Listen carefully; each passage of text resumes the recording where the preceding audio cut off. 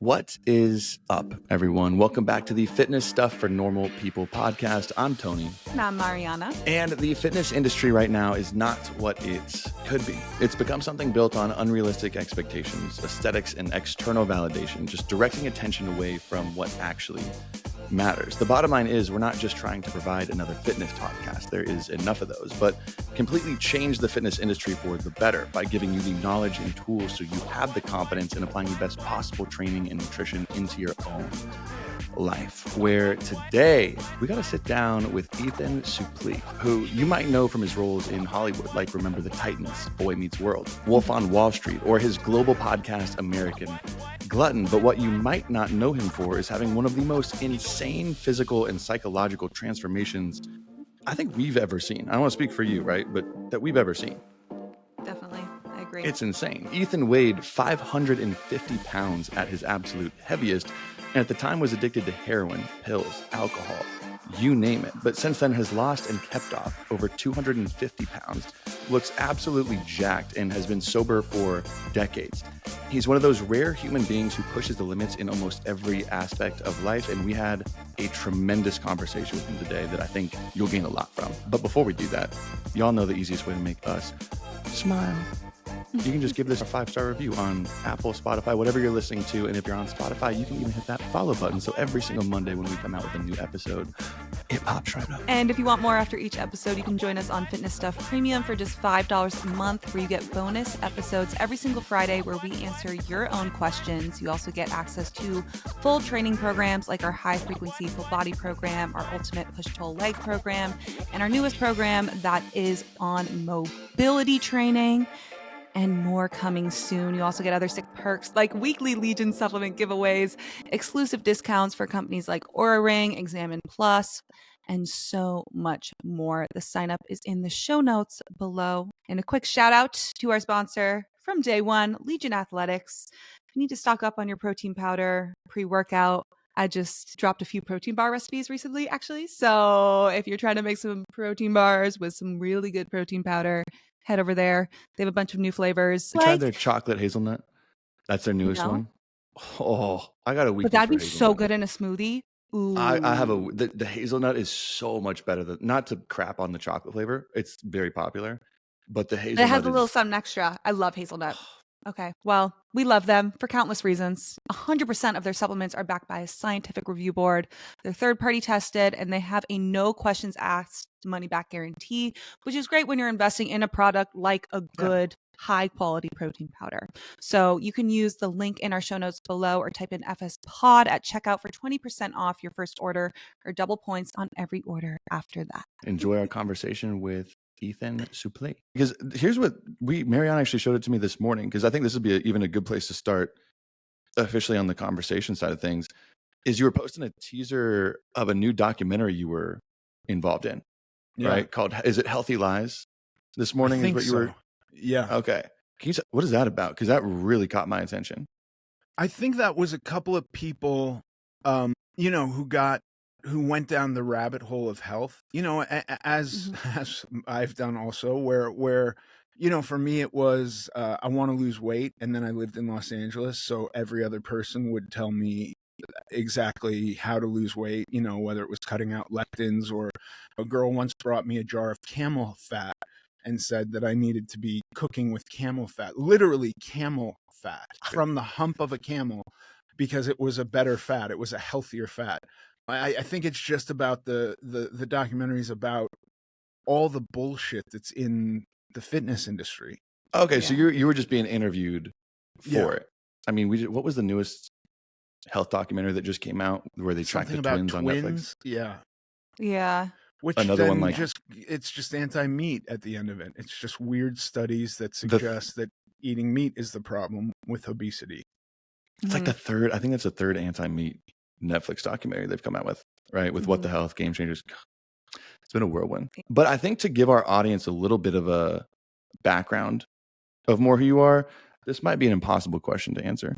A Cliff Notes version of your relationship with the health and fitness industry. I mean, you started dieting from what you've said before, right? As early as 5 years old. Can you give us, is it possible to give a Cliff Notes version of then to now?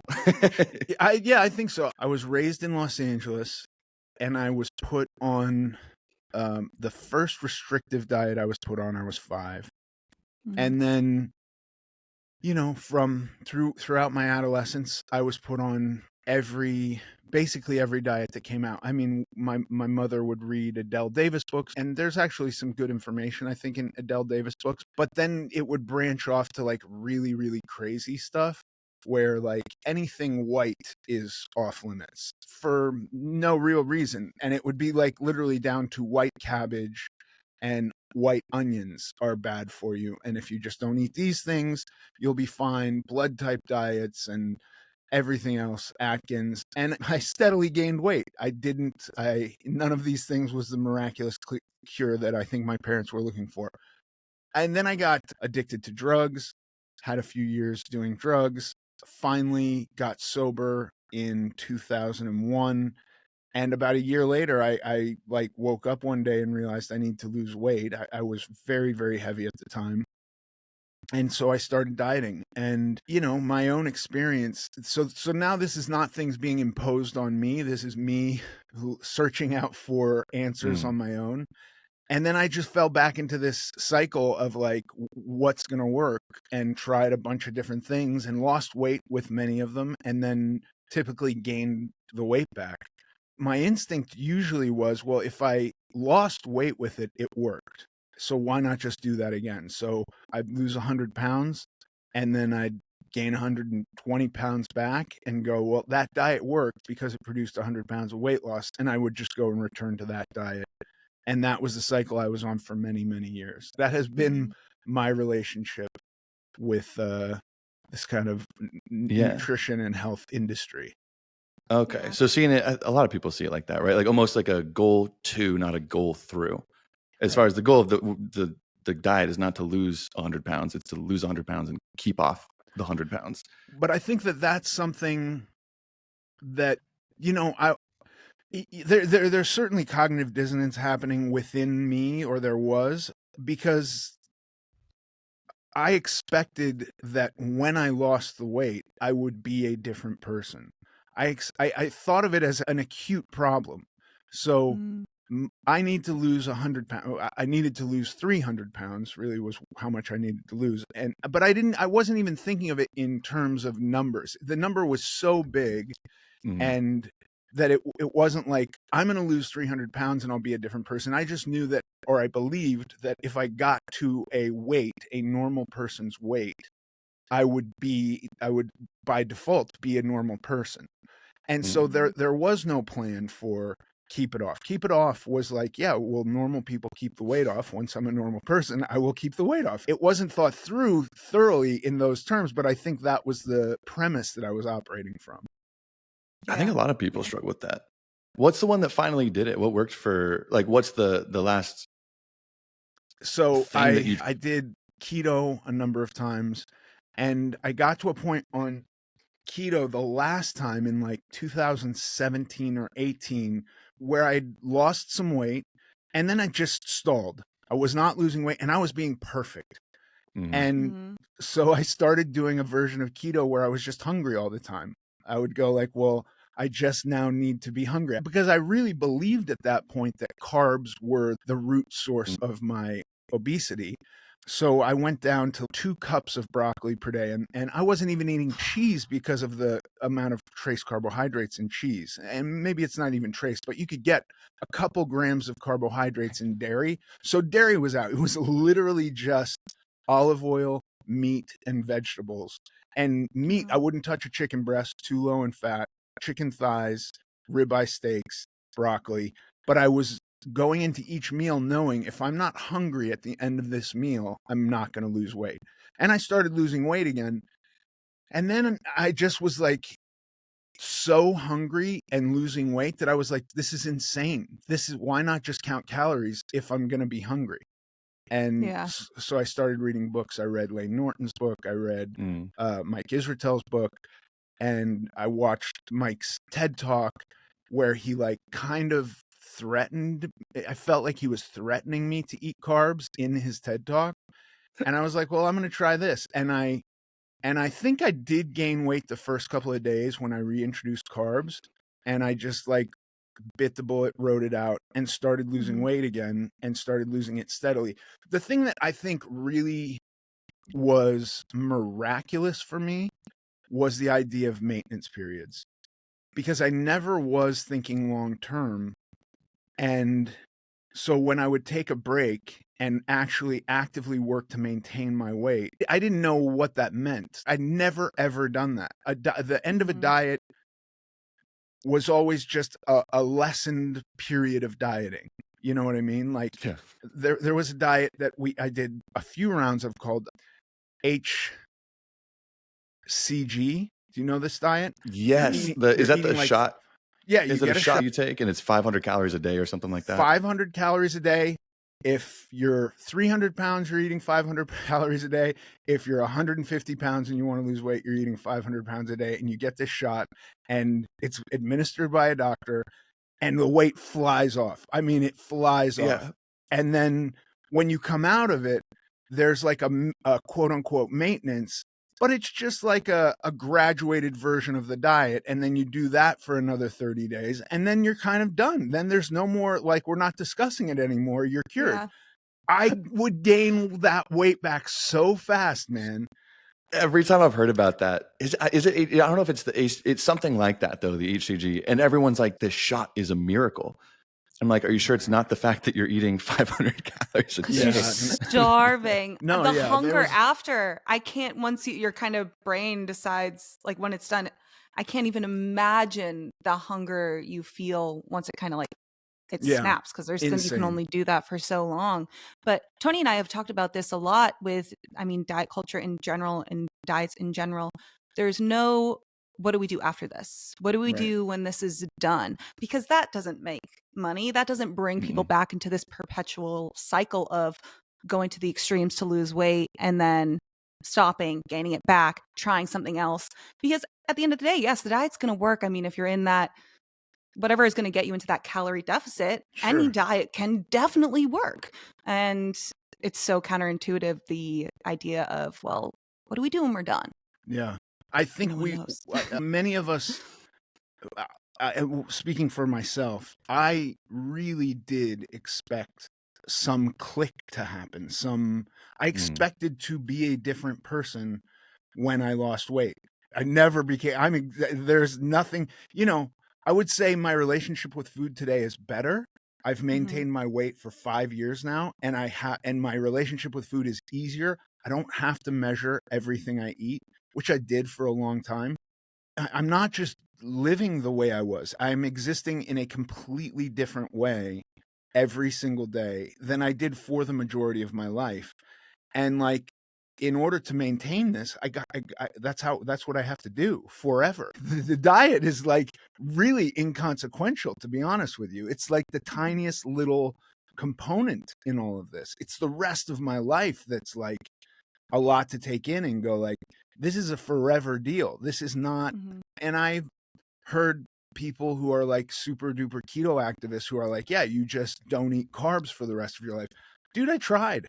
And I would have done that. If it was just removing carbs from my diet, I would have done that. I was completely ready to just have, but my behavior with food hadn't changed. I was still overeating meat and olive oil. And my wife would come in and say, how much olive oil did you put on that? And I'd say, like a tablespoon.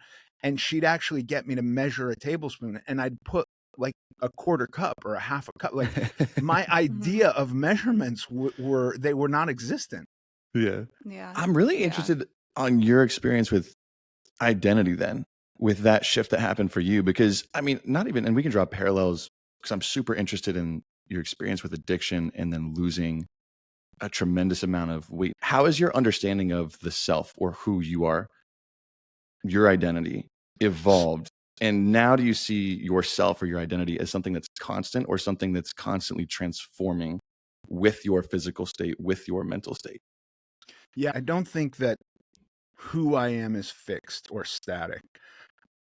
But there are some things of about myself that I've become more aware of. There were years where I wanted to give up my drug of choice, but still be able to use other drugs.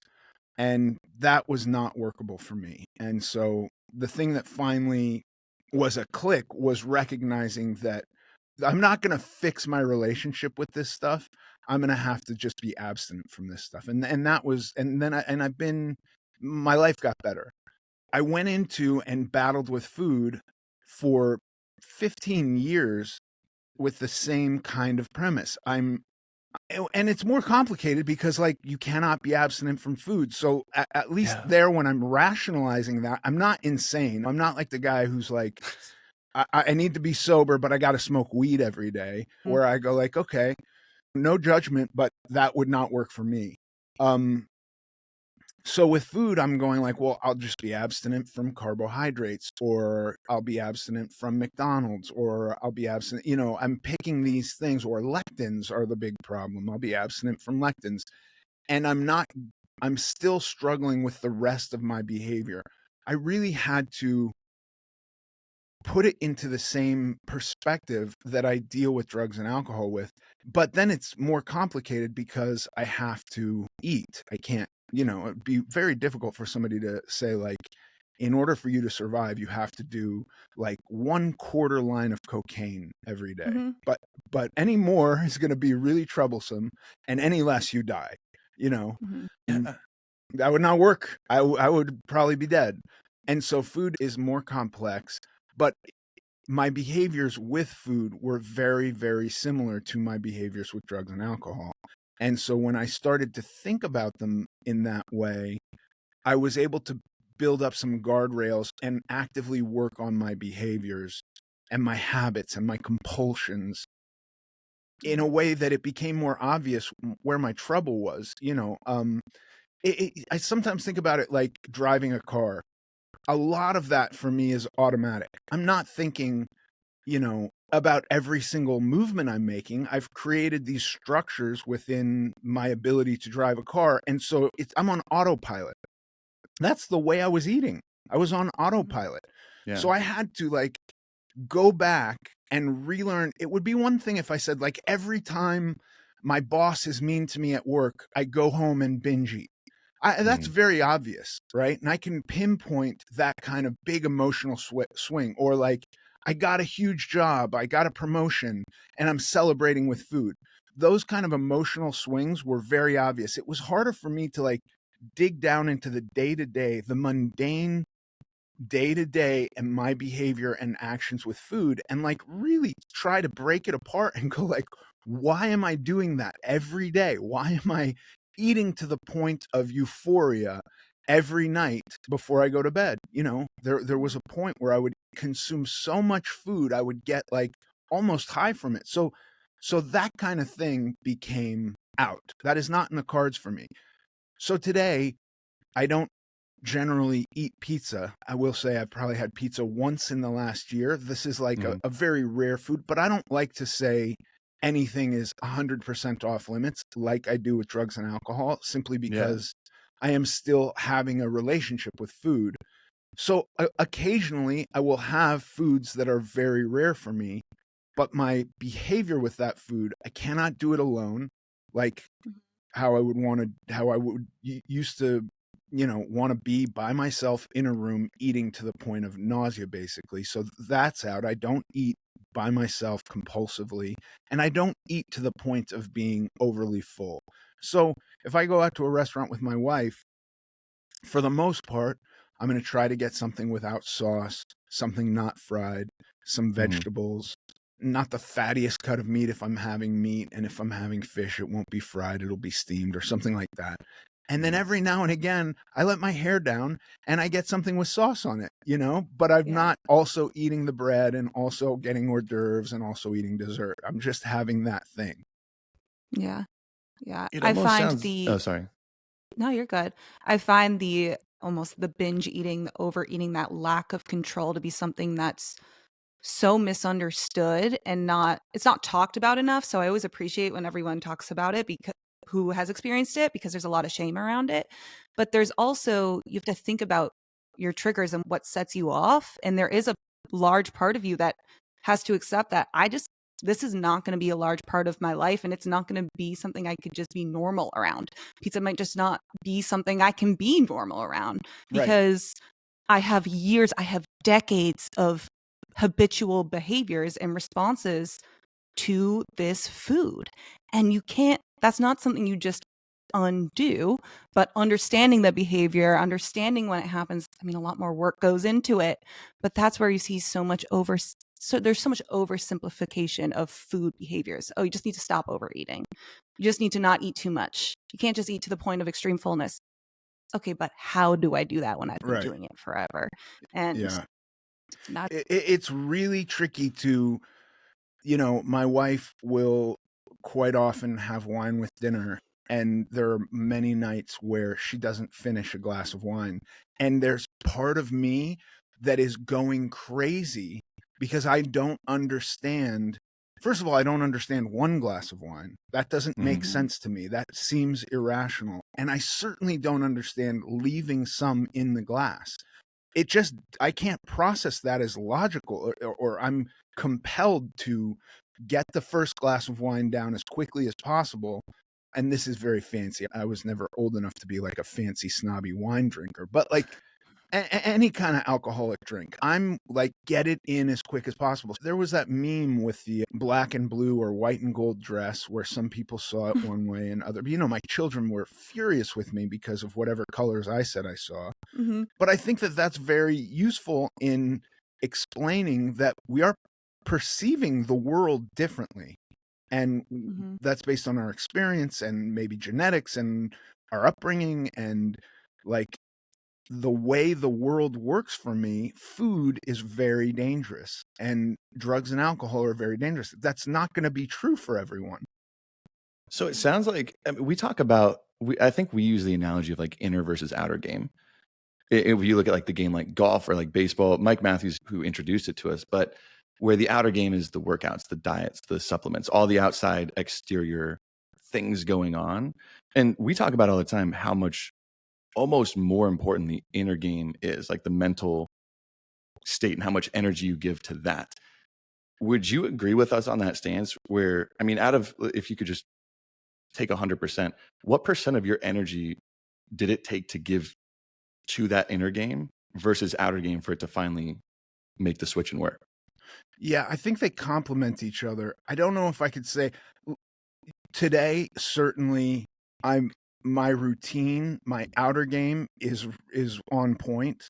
I've got a Mhm. structure, and then I travel a lot and I'm tested when I travel, and then I rely Mhm. on my inner game to patch up the holes and missing my structure. But when I'm home, I am reliant more on my inner game today. Just to, I wake up plenty of times and don't want to meal prep and don't want to eat the healthy food I spent all the money on and don't want to go to the gym. That's still quite frequent. And that's all inner game to get me to do those things. But I do believe that in the beginning, action was necessary and I had to Mhm. bypass the inner game. And so maybe that is inner game, but I Mhm. had to really ignore myself for a while and go like, my leap of faith when I started eating carbohydrates again, every single meal I was yelling at myself that this is wrong. I shouldn't be doing, you know what I mean? So there's a Yeah. lot of like nonsense that I just had to beat by taking action. I don't want to go to the gym. Just go to the gym. Ignore all of the stuff on the inside. Maybe that is inner game, but I do think that there's a balance there. Yeah. Okay. That's interesting. And I mean, you've got a busy freaking life. I feel like you're in a new hotel like every day. I feel like you're in a new It's hotel getting a crazy. workout. I'm like waking up, see on your Instagram story, I'm like, gosh dang it, Ethan's already at it. I got to get my freaking ass out of bed. But with acting, it's a weird world that I'm honestly not even super familiar with how it works, how busy, how many changes you're going through. Did that as your career, especially being at the upper levels of that, have a positive or negative influence on you and your transformation? Did it make that a lot easier or a lot harder, or maybe both in certain ways? No, I think it was difficult. First of all, I was completely dialed in as an entity at my larger size. Sorry. So when people thought of me, they thought of me that way. I think that I had done enough and felt confident with what I'd done, where I wasn't sitting there going like, I really need to do and achieve X, Y, and Z in this field. And by the way, I've done this a number of times. Like in 2011, I was rail thin and doing 8 hours of cardio a day, and I got some negative responses from producers. Like people were not thrilled with Yeah. me then. And then, that was like a not sustainable structure that I'd built up for weight loss. And the minute I stopped doing 8 hours of cardio and truly starving myself, I reacquired I got really big really quick. And then I got rewarded and I got a TV show in 2014 or some 15. And I was even told, like, you wouldn't be doing this if you were as skinny as you were a couple of years ago. So that was hard. And when I came back to it this time, I had to have surgery on my arm. I ruptured my bicep at work on a show. I guess in 2012, I was 215 pounds. And when I went to have the surgery, which the doctors expected to do it outpatient, they were like, oh, you don't qualify for outpatient. You're over 370 pounds. You have to go to a hospital. And it was kind of like where my wife had never brought up my weight ever, other than being supportive of anything I wanted to do. She was like, look, dude, you got 4 kids. Whatever you got to do, I don't want you getting an outpatient procedure in a hospital because of your weight. So you just have to get your weight down. And it was kind of at that point where I was like, holy shit, yeah, this isn't worth it to me anymore. And so that's when I kind of started in earnest to think about the rest of my life. Was that the first time the health implications of it kind of was at the forefront of your mind or spoken to you about being like, this should be a motivation because of the health piece? Or was that kind of the first time you really saw that, put this into action? I think that was the first, I mean, the last time I went into rehab, which was early 2001 or mid 2001, I had congestive heart failure. And so there were some scary and just like problems with my liver, problems with my kidneys. I was not healthy. I was not well. And that was a motivation to get off drugs, but it was not enough I wasn't thinking so much about health for a long time with regard to my weight. It was more just like moving through space and time is cumbersome. I don't feel good about myself. I'm ashamed. I wanted to kind of tackle those things. And then, when I had to get this surgery and I had to go into a hospital for it, and it was because of my weight, that was kind of like, oh, this is affecting my health. Yeah, I guess so. And do you think it was your family that the second time around, like you said, you had the heart issue in 2021, but do you think having kids, having a wife there made you put a little bit more weight or energy into that decision? Yeah. Do you think you would have made the same decision to go through all that if you didn't have the family with you that time? Probably not. I don't know that I make any of these decisions. I don't know if any of this, I don't know if, I certainly don't think I'm alive today without my wife and kids, but I don't know that that any of this is sustainable without them. I do rely heavily on them as, they're the biggest component of my life, and I really enjoy my life. And so I want to have the most comfortable, nice life. And part of that comfort comes from making myself uncomfortable every day. If they weren't there, I would be seeking comfort in other ways. And it wouldn't be through going to the gym every day and eating the way I do. Because how'd y'all meet, you and your wife? We just met. We were just young kids in Hollywood. She's not an actress, but she's related to actors, and we had similar circles. Oh, so just hit it off, and then boom, had 4 daughters and started a family, went out. Yeah. Okay, And I really like it. Now we have a granddaughter also. What's your oldest and youngest for daughters? Oldest is 27. Youngest is 16. And our granddaughter will be 2 in April. Wow. April. I'm also an April baby. Nice. Okay, that's great birthday insane. month. That's a lot to keep track of. But okay, so it seems like it's nice to go there. I'm curious about, I don't have kids, and neither does Mariana over there. But I'm curious because I feel like the way you teach and approach kids is different than you would adults or people like your friends, your family. It's different sometimes. How do you, and I guess if you don't mind me asking this, No. how do you talk to your daughters, and how did you growing up about food, about nutrition, about the diet industry? Because I'm especially young women get targeted quite a bit by Oh the diet yeah. and health industry. So how did you, if you want to open up about that, how did you do Yeah. that? So I made so many mistakes. Because I'm sober, and my experience was growing up in a household where drugs and alcohol were super taboo. And so when I first was experiencing trouble, I did not feel that I could communicate with my parents about it and seek help from them, which I felt compounded my trouble. Hmm. I did not want to have that relationship with my kids. So our house was very open with very little restriction. And the kind of the foundation was like, just communicate with us. Just tell us what you're going to do, and we're not going to scream at you. We're going to have a conversation with you. We might tell you why we think that what you want to do is not a great idea, but we're not going to, you know what I mean? Does that make sense Yeah, to you? absolutely. So food was a bit trickier. Food, I wanted to present the kind of the same parameters to my kids, and then my daughter, who's now 18, at 4 was diagnosed with type 1 diabetes. And so No suddenly way. we're and suddenly Sorry, I'm we're type 1 diabetic. So that's I didn't know interesting. that.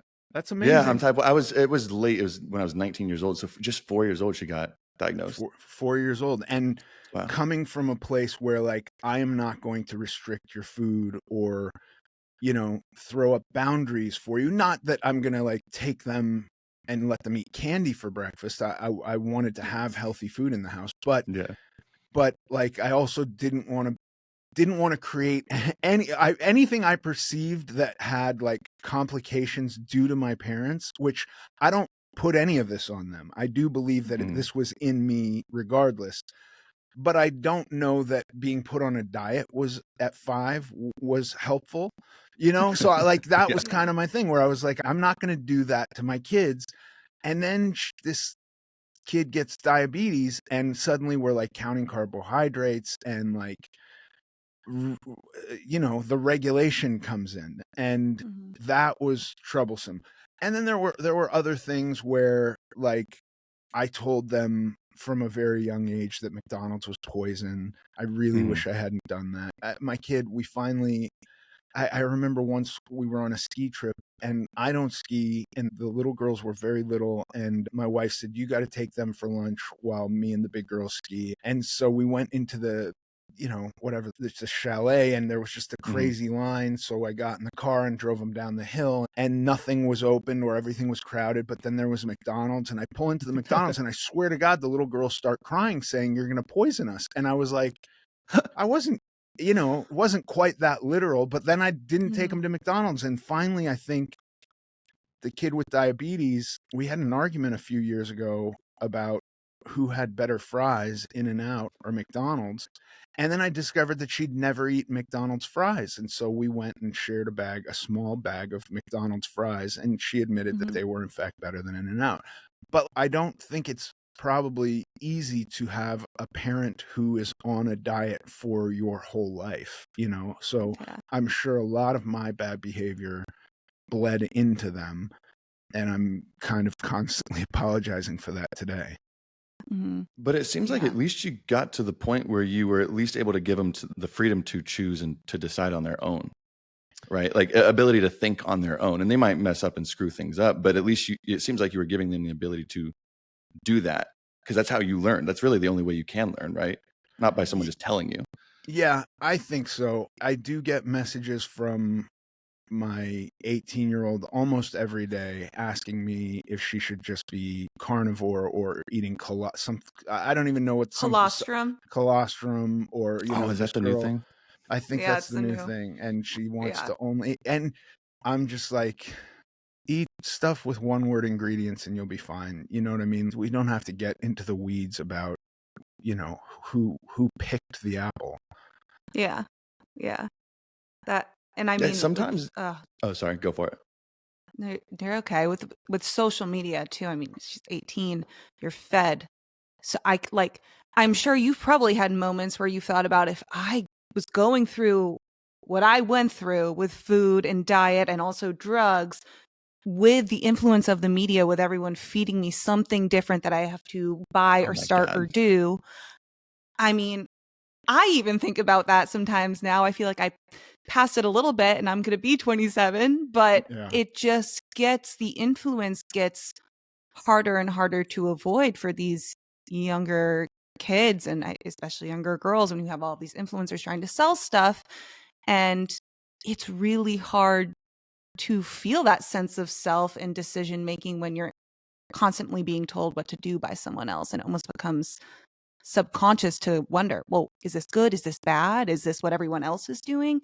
It can be frightening sometimes, and I think it's really hard to avoid at points. And I can only imagine, like, as a parent thinking about, well, what do I say? What do I do? Food is it's a huge part of your life, but you almost want some sort of indifference to it as well, in terms of, yeah, I want to eat mostly whole foods and, limit my processed food consumption and try to do that as best as I can. But how do Yeah. you do that when you have someone telling you what is good and bad all the time? No, yeah, it's tough. No, the most recent one, there's this colostrum thing, which I don't even know where that comes from, but I kept hearing about, there's a girl with the perfect butt and she just puts mustard on cottage cheese. So I'm just going to eat mustard and cottage cheese. And I'm like, have fun. That doesn't sound good to me. Like, I couldn't live like that, but knock yourself out, I guess. I'm not going to tell you can't do it.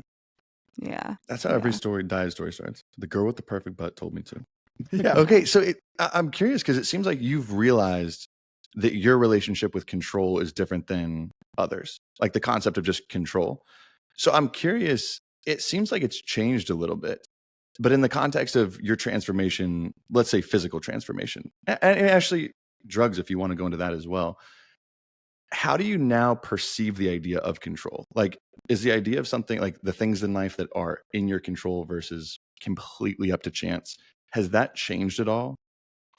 Yeah. I mean, this becomes very philosophical. And I think that was also helpful for me because whereas 10 years ago I might have been proselytizing for keto or how we all had grain brain, I have become way more of a relativist. And I actually had an argument with Mike Matthews on my podcast about this because he was like, you can't say you're a moral relativist. And I'm like, look, anything we're talking about requires a point of view. And if it requires a point of view, then it will change. So there can't be an absolute. So yeah, it's relative if there's no absolute there. And this is really how I've started looking at everything you just talked about. I cannot control the fact that Best Buy is going to try and sell me food when I'm buying my headphones.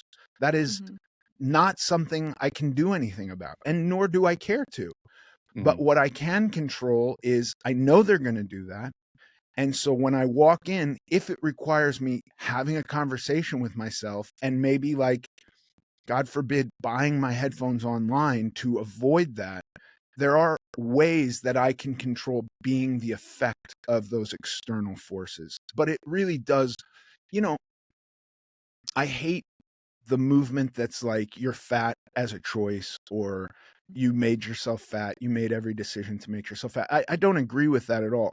I do, however, think that undoing that requires a lot of choices, many, many choices, much more choices than you can possibly comprehend. And like we talked about triggers a minute ago, Mariana, I think like by the time the trigger's gotten you, it's too late. Like you can no longer sense reality. I've woken up almost having eaten food that I had planned on not eating. And then I go like, how did this happen? It required me to go back and catch that trigger when the trigger wasn't even evident. Does that make sense? Like I have to think 40 steps ahead to catch this stuff. But that's kind of what it takes. It's very unfortunate because we do, and even today, like I'm both hopeful and very apprehensive about the new GLP-1 inhibitors because like I wanted that miracle. my whole life I Yeah. dreamed of, can't they just find a pill that will make me full or make me not eat the way I do? I dreamed of that.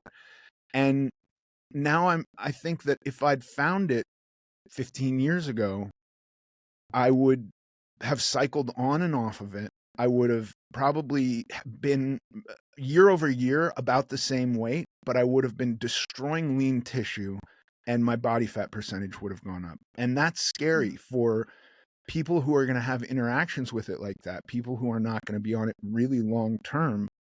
That's a very scary proposition, I think. Mm-hmm.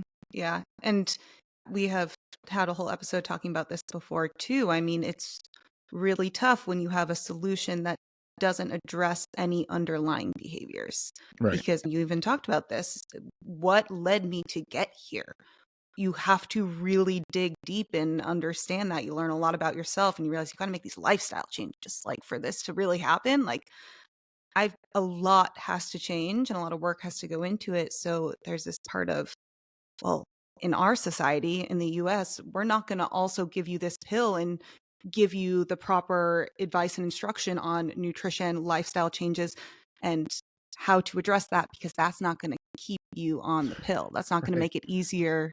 That's not going to feed our healthcare. This is going to get, sorry, this might get a little controversial, but that's not going to feed this healthcare system and keep people searching for this quick and easy fix like we do with so many other things in America. So I've always had it's tough. There's a fine line between it. Yeah, it can really help people get that process jump started, but where's the education and the work and the assistance going into addressing these underlying behaviors and the root cause? It's not there. So it's not there. And I think it is such a daunting amount of work. Like the word lifestyle change is kind of bandied about, and it's like, for anybody who's done lifestyle change, it's so obvious that lifestyle change is required. But like when you're outside of that, you're like, motherfucker, I quit eating carbs. That's lifestyle change, you know? And really, like, lifestyle change is a deconstruction. Like when we talked about driving, it's like, imagine if you lost all your motor skills. You had a spinal cord separation or something, and then you were able to move, but you had to think about each movement. It's kind of like that. Like, I have to think through all of my decisions with food, and I make a hell of a lot that I'm not aware of, and then I catch them the next day and go like, oh, I made some, and they're not obvious ones. They're not like I was crying and I needed a pint of ice cream. It's literally like, no, every day I have some interaction with food that is not going to promote my life in the way I want it to. And how do I change that? It might require me to change the way I get up every morning, you know?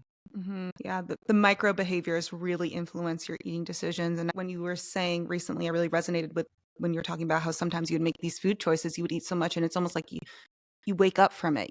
The decision wasn't even yours to begin with because you didn't see the trigger, and all of a sudden you engaged in this gluttonous indulgence of food that you don't even feel like was your choice to begin with. So if I feel like I had no control in making that decision, how the hell am I going to change that if I didn't want to do it in the first place, but it just happened? And I feel like that those, sort of binge eating episodes, whatever you want to call them, happen to so many people, but it's so daunting to understand the why when you feel like you're not even, the one operating the vehicle.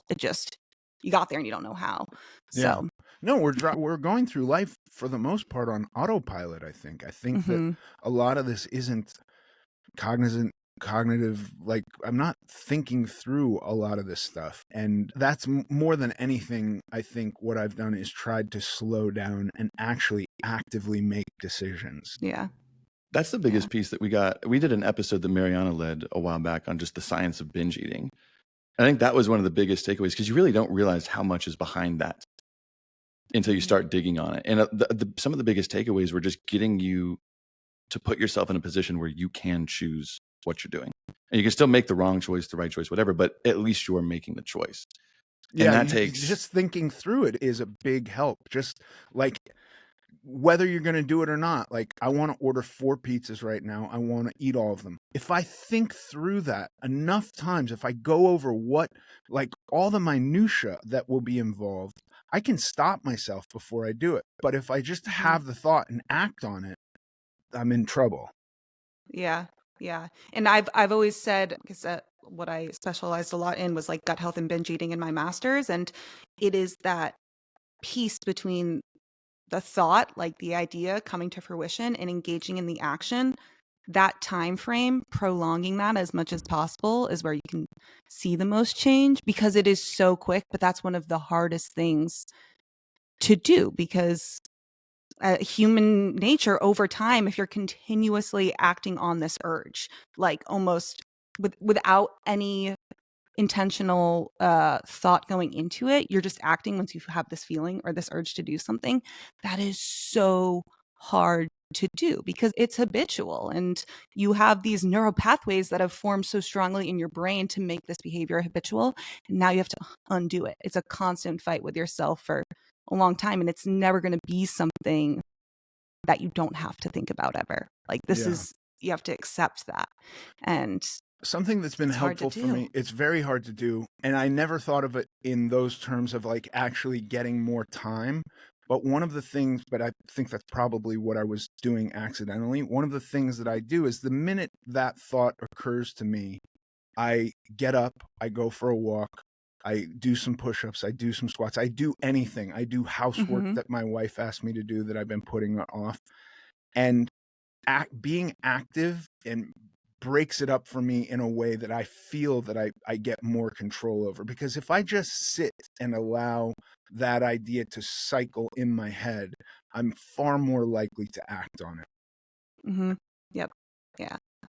Did you take any, this is a weird parallel to draw, but did you take any skills from going through addiction and sobriety in that aspect to how you better controlled pausing in decision making when it came to food later in life? I mean, I feel like that would be one of the most challenging things to be able to pause and control for. So I feel like that would be helpful almost later in life. Well, it required me to actually shift the way I considered my issue, because when I was looking for simple solutions, when I was looking for just don't eat carbs or just do this diet for 30 days, I would white knuckle through whatever period of time I set. When I went, okay, this is not a short-term thing. This is a chronic condition that I have. This is not something that's going to go away with weight loss. It never did. It still hasn't. It's still something I work on every day. Then I was able to incorporate some of those tools that I use with addiction. Prior to that, I just was thinking about it differently. You know, I was thinking like, I've got to eat, so I need to find some small solution that will patch me up. And I believed that weight loss alone would do it. I really, really did. I think if you'd sat and talked to me at the time, I wouldn't have said that, but I was kind of hopeful that some amount of weight loss would cure me of all this other nonsense that I have. Yeah. I'm sure there's plenty of parallels you could draw between the two experiences. And this is going to sound like a stupid question, like a cheesy, stupid, yada, yada. But at least because I haven't been through addiction and getting sober or the amount of weight that you've lost in going through that. Like, that's a tremendous feat. Like that, it almost makes it more impressive that you just white knuckled it, because that's almost harder in a sense to do that. That sounds so cheesy, so I'm sorry if it comes off this way. But no, like, are you proud of yourself when you get through this? Are you like, okay, like that requires a lot of strength?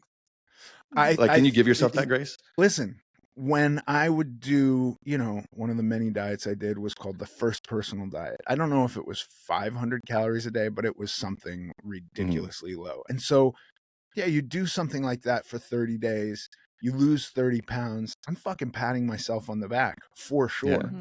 I don't feel that same sense of success today about anything to do with weight loss, but I will tell you, I make a plan every single day of what that day is going to involve. And that is, I'm going to the gym, I'm going to work, I've either meal prepped or I've got to meal prep, if I have my food ready, if I'm never running out of food. I'm always going to go to the store before I run out of food. I'm never going to go to the store hungry. I'm never going to eat when I'm overly hungry. I don't let myself get overly hungry. Like, I make a plan for every day. And at the end of the day, if I have checked off everything I had to do that day, I pat myself on the back. That is when and I feel really good about it. I feel successful. When I don't want to go to the gym and I do, leaving the gym, I'm always like, fuck yeah, that was awesome. Yeah. I feel better. Okay. Yeah. So almost reshaping it, which this is now, that led me to an interesting, more curious thought. It's a two-part question. Is one, how much do you attribute to having a plan and your success? Like just the fact of having a plan for each day. How much of that leads to your success? And then the second part of that question, if we get to it, is building the perfect plan A is in a sense easy, but life, especially your life, is hectic and crazy. Everyone's life is crazy. Plan A doesn't always go according to plan, right? Like you could plan to have the perfect day, but then it's going to rain and you're going to get a flat tire, whatever.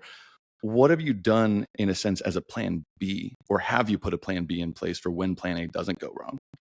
Yeah, I think it's like everybody has a plan until they get punched in the face, and then they have no plan. Or the plan is great until shots are fired in battle, and then nobody has a plan. I do want to have a plan, and then a plan for when the plan falls apart, and then a plan for when that plan falls apart.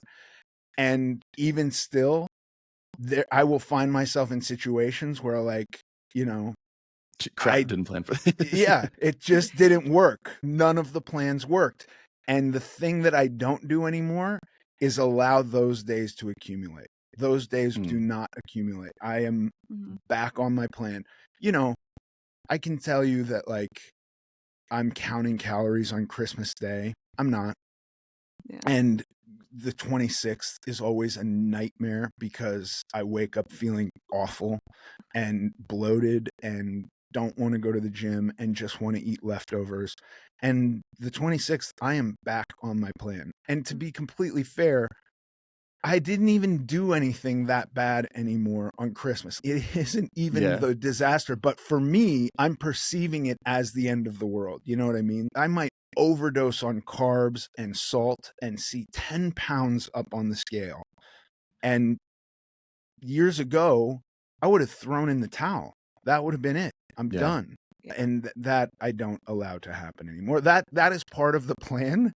Sorry, a lot of planning here. And by the way, I don't want you to think like I'm sitting down and journaling every day and my quote unquote plan is not like down to the minute, but I'll have some things throughout the day that I want to accomplish. Sometimes it's written down, sometimes it's not, but I am thinking through it every morning and I am happier when I've done it. And when the plan goes out the window, like, I don't like going to airports without food. I bring food to airports because choices just suck at airports. And you get stuck in like Dallas for 8 hours. I've gotten stuck for 3 days in Dallas before. And, like, sorry, Texas is not super amenable to the way I like to eat, especially in and around the airport. And so, like, I bring food and I bring extra food. And then when the food runs out, I got to figure it out. And there are ways to go. I remember I was in Texas going into these towns where, like, the only grocery store was an ice cream shop named Bronze, I think. I swear to God, it's an ice cream shop. And then they had a little cutout for, like, vegetables, like, super bizarre, but that's where I'd go to the ice cream shop. I'd try to get some sliced turkey and a bag of lettuce and make the best of it. Yeah.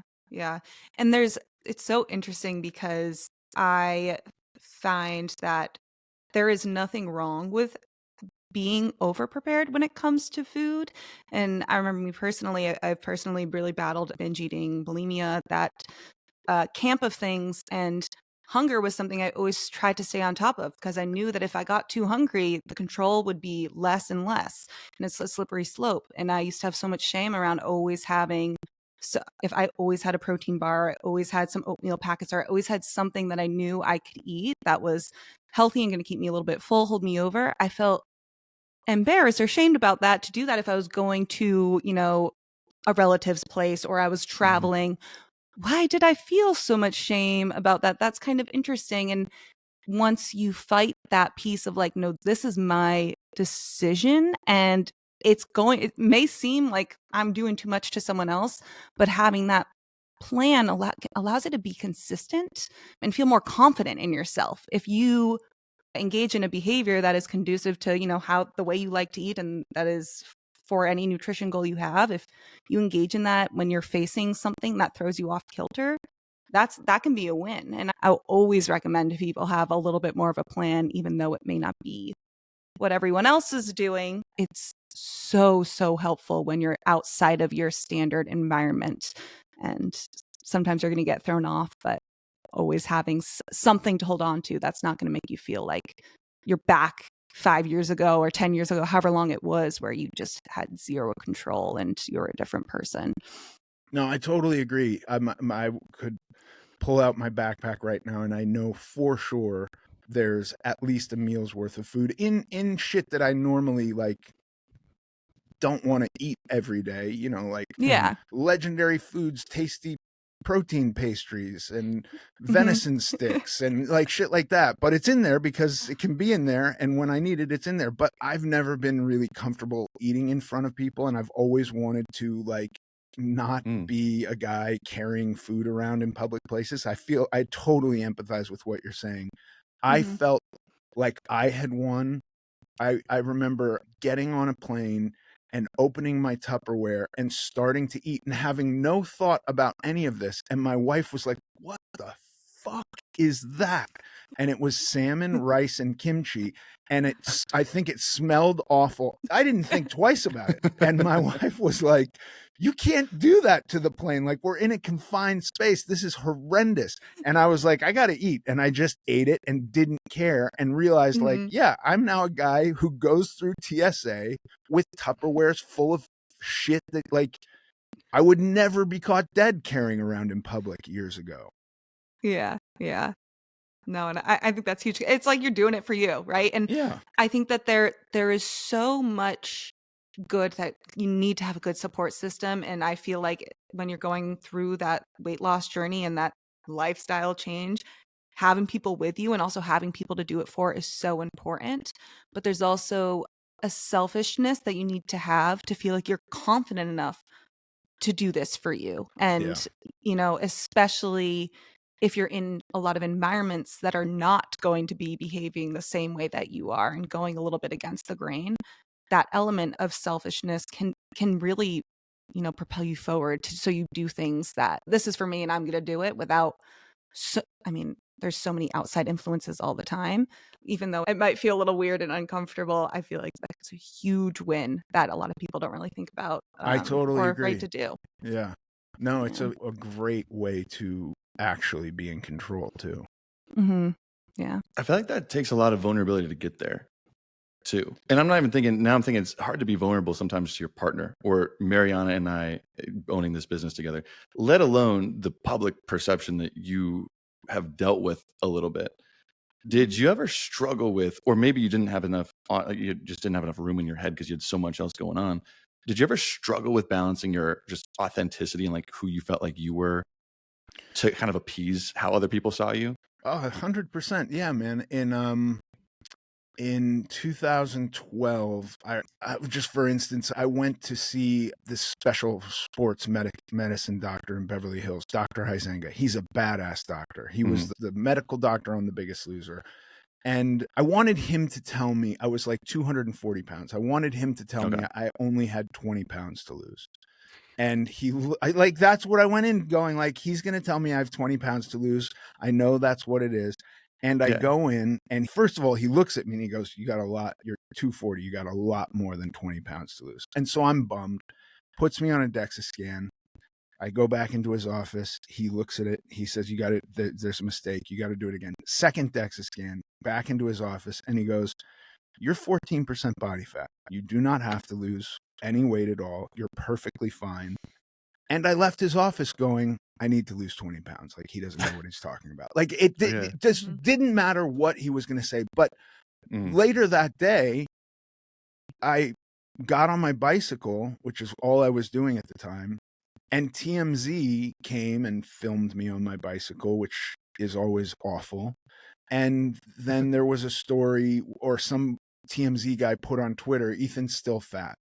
And then they did a story about like the downside of losing weight, and they showed loose skin on my legs. And so I was like not at all interested in sharing anything at that point, because I was killing myself every day to do this. It was complete nightmare. And then I was getting like kind of negative feedback about it. Mhm. And then I gained weight again. And then there were stories about how I gained weight again. And that was depressing too.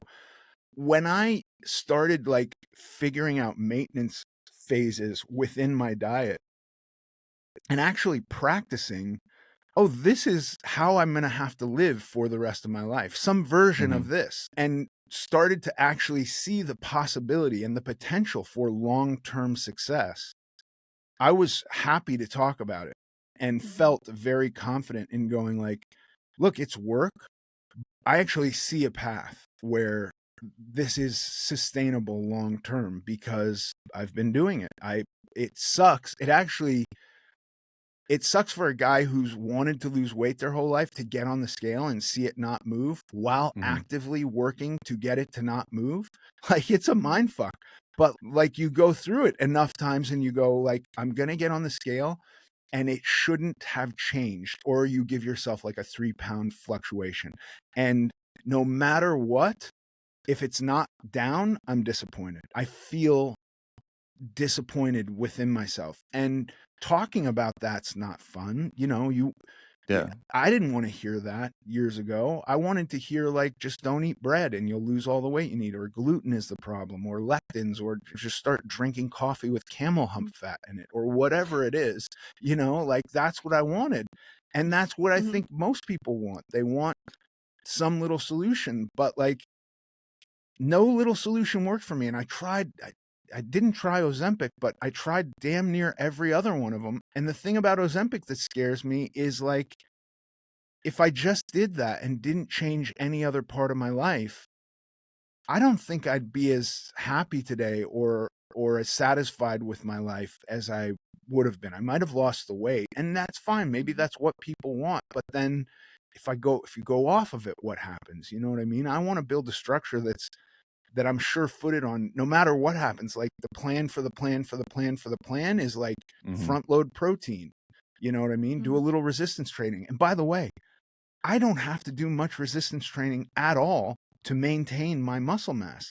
I do a little extra because I feel better afterwards. I'm not trying to get bigger at all. I don't want that. You know, there was like 5 minutes when I thought I could just fill up my loose skin with muscle. And then I started to calculate mass density and weight and all of that, and was like, oh, I'd have to be like 800 pounds of muscle to actually fill up my skin. So that's off the table. And so like, I don't need to be bigger.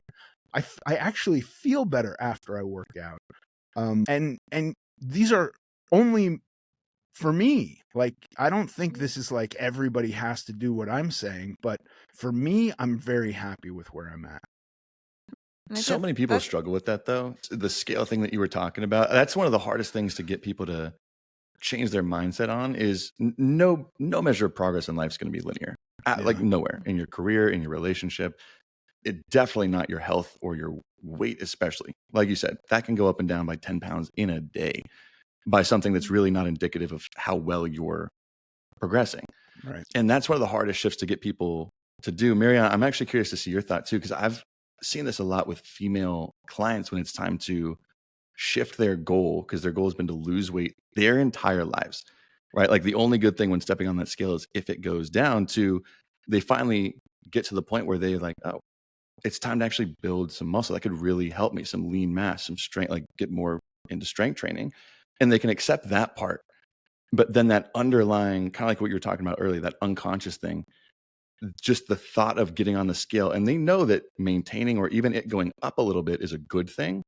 They know that, but like consciously they know that, but it just drags them down, kind of like hits them, right? Like a little like knife in the side every time you see it go up. Yeah. It's nuts.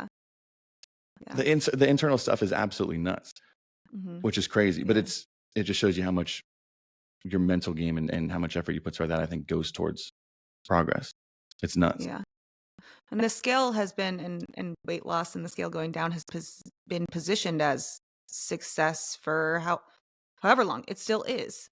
One of the main driving points, it is any diet really only focuses on that one metric of success. Does this adhering to this diet translate to the scale going down? Good. You have succeeded. If not, you have not succeeded. And when you think about the concept of, calories in, calories out, that can be very basic, straight to the point. Laws of thermodynamics, this is how it works. But we're human beings. There's still a lot of nuance involved that makes every single person's experience different, relying on this one metric of, is the scale going up or down? That's not giving you anything constructive. It's not going to tell you, that maybe it's because you're not sleeping and you never move your body throughout the day, but you're still adhering to this diet, but you have to change some other things in your life, or your genetics might be a little bit different. And those aspects of weight loss are not considered in diet culture, in the wellness industry. It's very just oversimplified, I find. Yeah, and listen, I'm a dude, and I only can speak to my what I went through and what my goals and ambitions and intentions were. But until I got on a DEXA scan for like the third time, right, which is also a pretty expensive thing to do. Like, I don't know that everybody's just running out to do them. I didn't understand that when the scale went down, that there could be a multitude of things that I was losing. I just thought it was all fat, right? And then you come to find out how much glycogen and liquid your muscles can store. You come to find out just how much just a small change in sodium can affect you.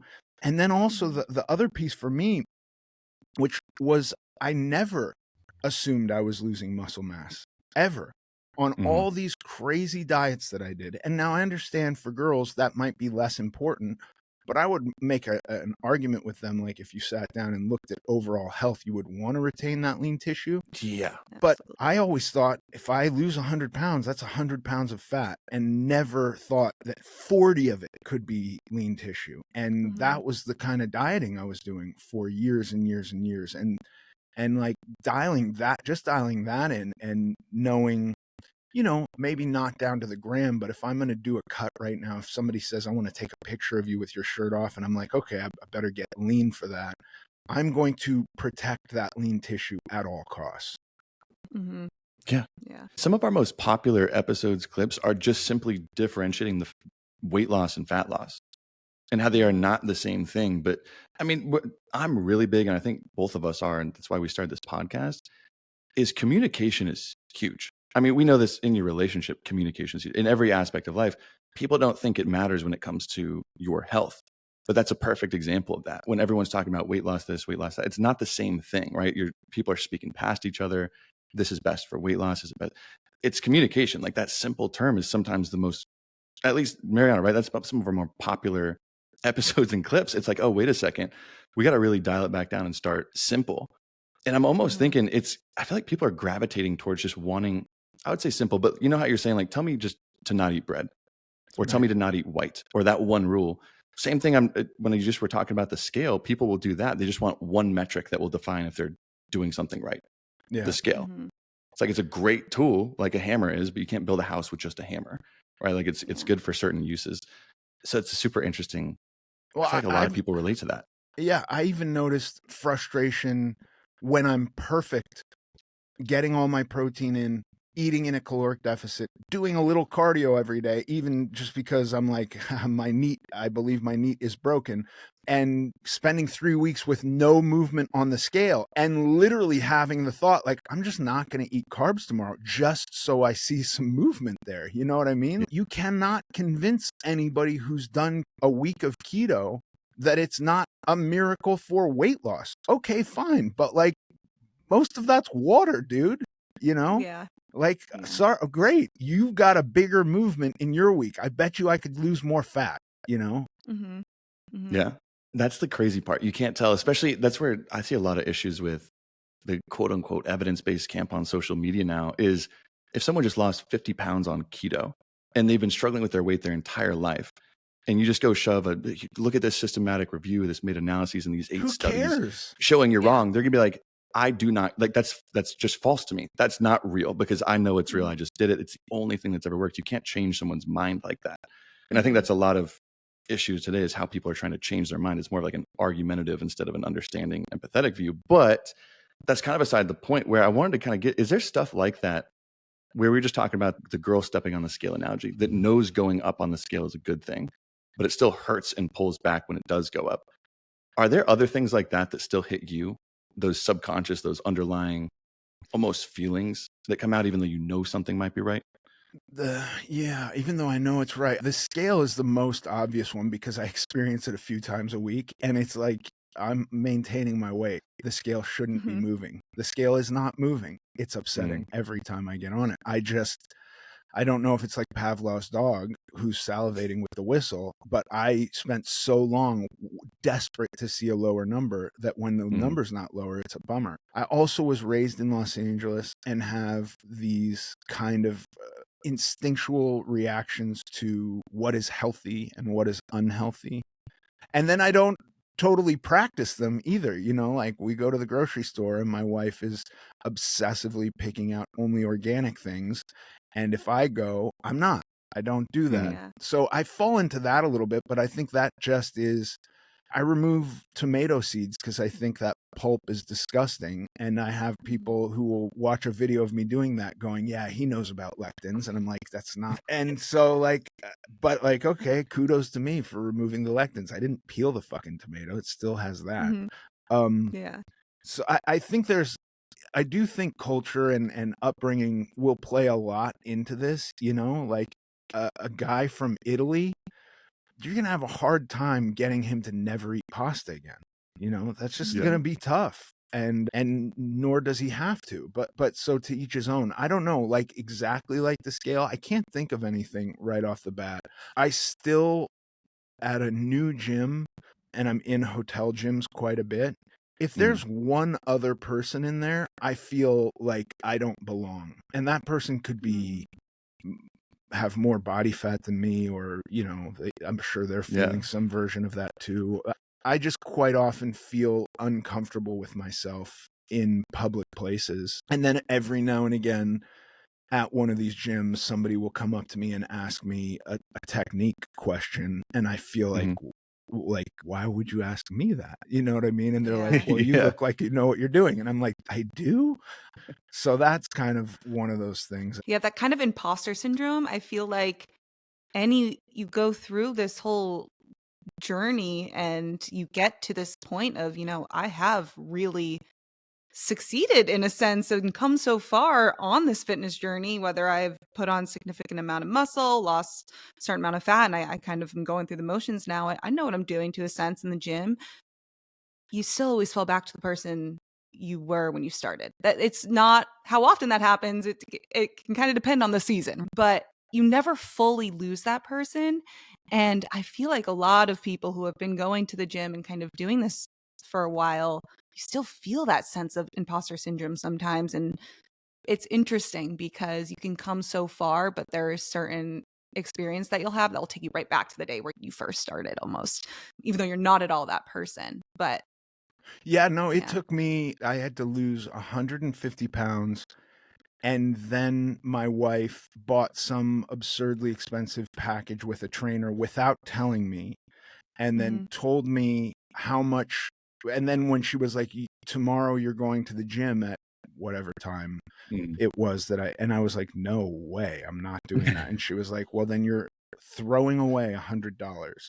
And I was like, what you can't, no, get the money back. I don't want to do that. And then finally went at her insistence. And like, it was tough being in a gym. I did not feel comfortable at all. And that was 2003. And I've spent a lot of time in gyms since then. And I still, walking into a gym that is not like the gym I go to every day when I'm home is really uncomfortable for me. I feel like a lot of people relate to the sense of those thoughts and feelings bubbling up, stepping into the gym and being like, I just do not belong here. But it seems like over and over again in your life, you've gotten over that internal monologue, whatever you want to call it, pretty well. And it's worked out really well for you. What do you tell the people maybe who are listening who struggle with that? Because I could see, I've heard stories of times, right? You walk into the gym and people, that internal monologue comes up, I don't belong here. And they'll beat themselves up until they walk out of the gym and go home. They Yeah. don't work out. They'll just drive up, or they'll sit in the parking lot and they'll tell themselves and they drive home. What helps you, and what would you tell them that gets you from like, okay, I hear that thought, but getting past it? It's almost the same thing as the thought about food, the thought about drugs. It's just take action. I don't want to do this. I don't belong here. Okay. And I'm just got to fight through that and force myself to do something, right? Go get on an elliptical machine. Pretty much anybody can get on an elliptical machine and like not look like a total asshole. I don't like treadmills because I do look like an asshole on a treadmill. I'm not a good runner, and I hate my walking gait, but an elliptical machine does it for you. You just power it. So that's become my cardio machine of choice. And then sometimes each separate station, I have to push through the nonsense in my head. Like, there's cool kids over there. I don't want to be around them. I don't want to be in an area they can see me. And it's just like, shut up, stop, just take action. Don't listen to it. And anytime that I do anything to separate motionless and sitting with those thoughts, I can beat them. The more you let those thoughts fester, it's so much harder to act. And I think, who was it? James Clear. He talks a lot about habit formation. That's what he's known for. And even if you can take like 2 minutes of, you know what, I have these thoughts and they're making me very uncomfortable. Maybe I don't want to do this thing. Okay, let me just do the thing that I'm afraid to do for 2 minutes. Okay, I did it for 2 minutes. Next time we're going to do it for 3. I mean, 2 is very conservative, but even if it's just, you know what, I really don't want to go into the gym, but if I just take 5 minutes today, tomorrow I'm going to do 10 because I did 5. And it's this process of just fighting this defense mechanism that you've built of you're constantly have told yourself so long to be afraid of something.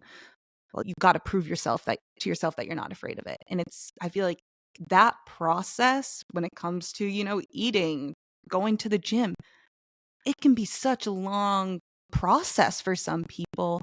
And that's what no one talks about. That's the long game piece that you're playing. That's not sexy. That's not going to sell. That's not going to build this multi-billion-dollar diet and weight loss industry. So you don't see many people talking about it too much. But that's where you see the real progress and the real success are the people playing that long game. Yeah. And I have so much respect for people who can do that. I know. I think that's exactly right. And the only thing I'd add is like, that has worked for me, beating it, just doing it, jumping in.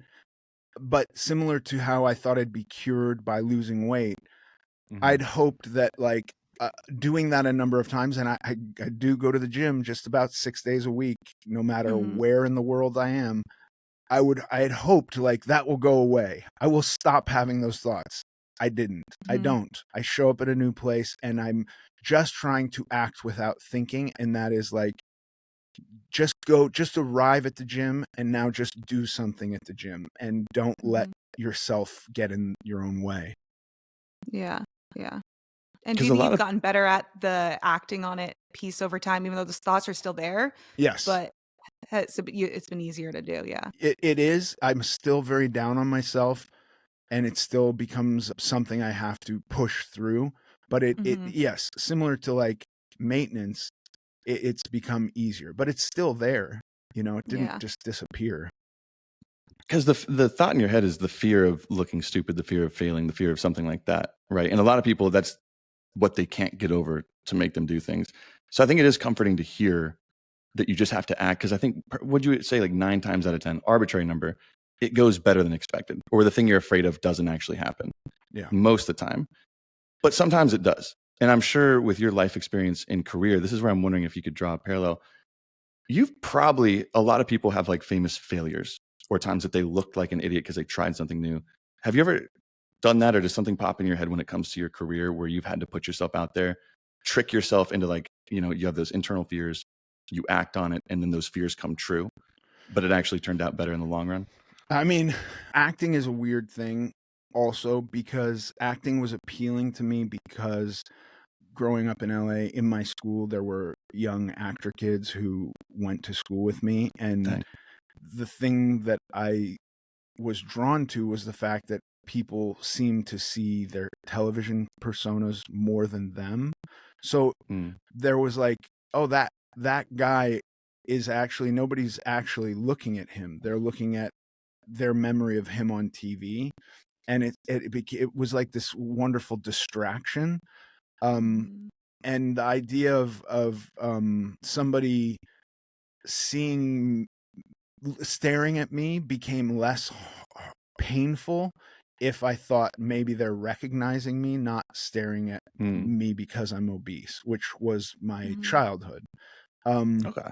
So there was that. I've experienced truly my like worst fears of like embarrassment coming true at work, and this involved both my size and my weight and my drug use. And like, can I say that like thinking back on, I told a podcast, this story on a podcast called Risk. It's a very, I don't think it's an appropriate story for this show. I mean, I'm happy to broadly tell you I got stuck in my own bathroom in my trailer and had a big disaster of an accident in my wardrobe as they were ready to shoot this scene.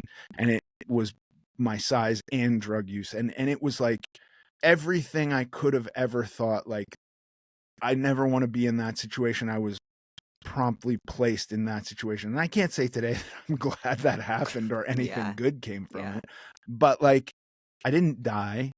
Thank God. I can laugh about it now. It's over 20 years later. I get panicky in front of crowds, and yet like for acting work, if I'm being somebody else, I feel very comfortable around doing silly things in front of people. There's no rationale there that I could totally explain.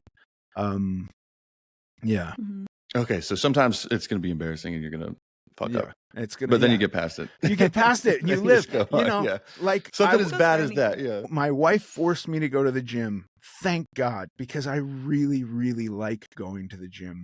And not because it helps me lose weight at all. I like going to the gym because I always feel better when I leave the gym. And my day is better. That's it. That's literally, that's what keeps me going to the gym today, because the last 2 days in a row, in fact, I've shown up at the gym kicking and screaming, half asleep, and then left feeling like I'd won the lottery, just feeling wonderful. And I don't get that anywhere else. You know what I mean? My morning coffee doesn't give me that.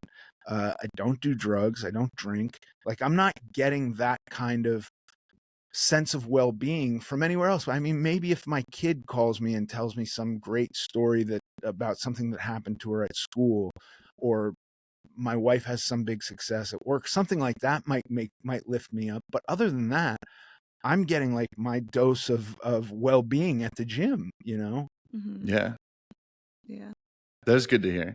That is really good to hear. Because I'm even thinking, and this is from what I've heard about addiction, is a lot of the times people have to replace that with something else. It's almost like, here's on the list, you have to cross it out, and you can't just cross it out, but you have to put something in its place. Did the gym give you what you were getting from substances, in a sense?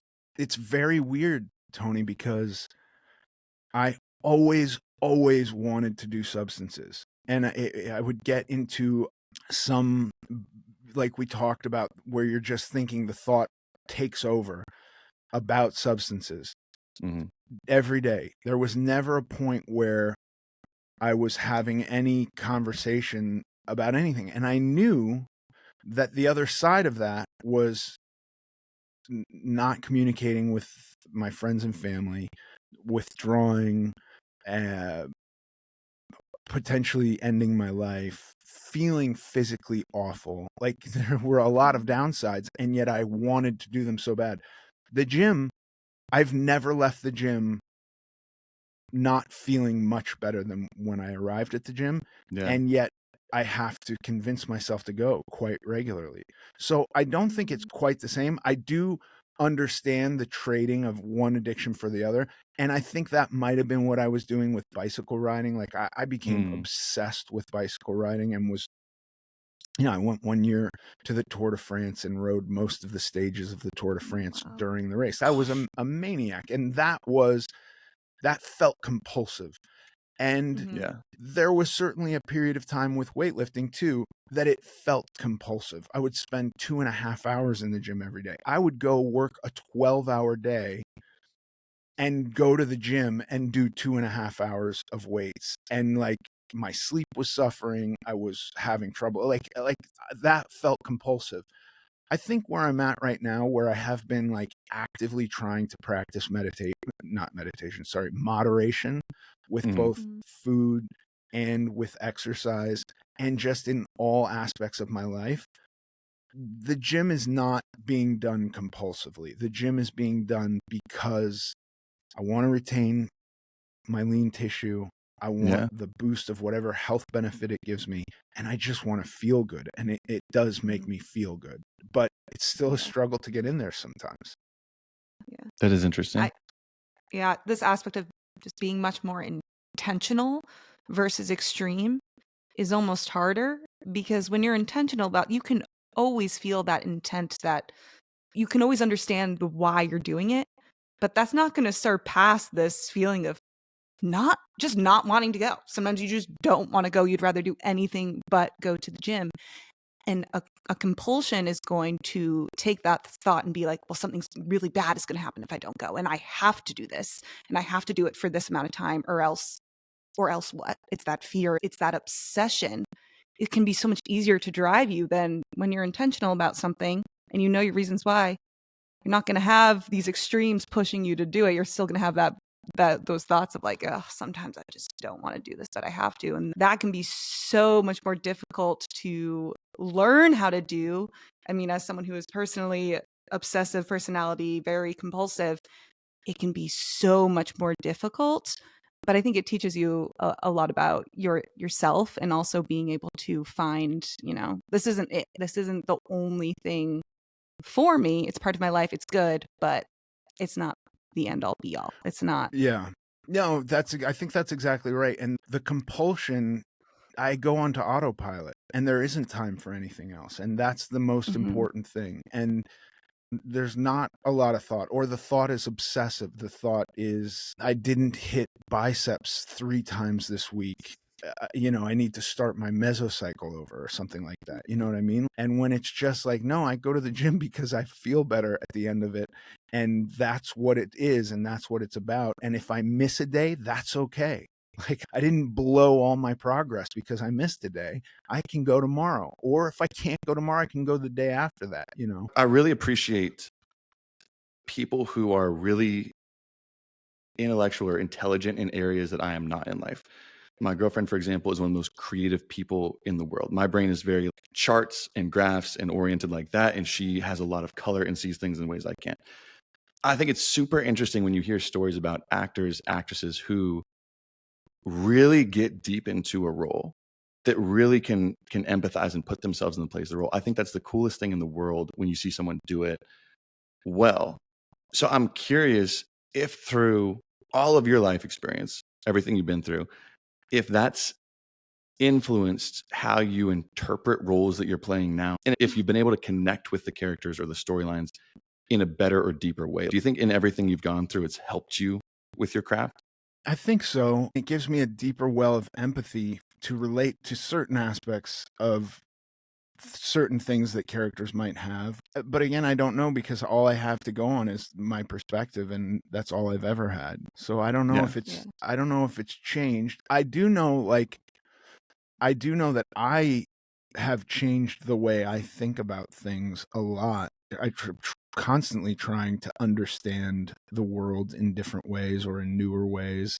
I don't think that getting fixated on what is super helpful, because I think we can always expand on what is. So like, I've had many times, I didn't finish high school let alone go to college. And I've had many regrets about that. And then, thought like if I could have just figured out the way I'm living my life now, which I'm really pretty satisfied with, having found a structure that isn't fluctuating so radically, that is pretty smooth. If I could have found that so many years earlier, but like, who's to say I'm here right now? There was a time I went to dinner with a bunch of famous people, not a bunch, like 5 famous people, and one of them was Roberto Benigni, and we were in Italy, and he was like insistent that I eat his pasta, and I was like newly on a no carb, no gluten thing, and he said, "Are you celiac?" And I said no, and he like made a scene. It was like I was offending Yeah. his country by not trying the Mhm. pasta. And I don't know if I should regret that or be happy that I didn't do it. I'm here today because of every step that I've taken to get me here today, and I'm happy today, and I'm happy with today. I'm not sitting and regretting anything, and I hope that all of it helps me in what I do. Mhm. Yeah. So it built out a lot of empathy, just going through Yeah. all these. What was the most challenging Yeah. role you've ever played in acting? I did a television show called Chance. We did 2 years of it. It's on Hulu. And that was when I was playing this guy, Tom Kyer. And it was super challenging because the guy is like philosophical and just a total badass, like can just crush people. And it was Mhm. like, it was challenging.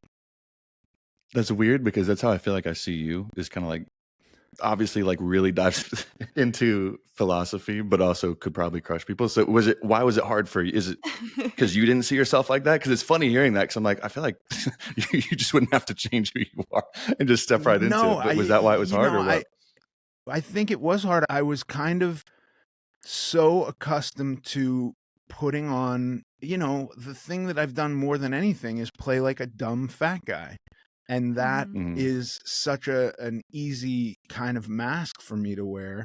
And so suddenly having to be, and maybe because it is closer to who I am actually, it was hard because it was like revealing in a way, you know?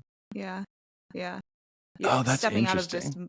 box and Yeah. mold that your fans and everyone watching you for so long has put you into. I can't even imagine that, the pressure and also the vulnerability of it, of taking on that, what, this is who I am now, and detaching yourself from what people have perceived you as for so long. Yeah. Oh, It that's was so weird and definitely trippy to challenging. think about. You wear masks for every scenario in life. At your work, at your family. You have a different mask essentially that you wear a little bit.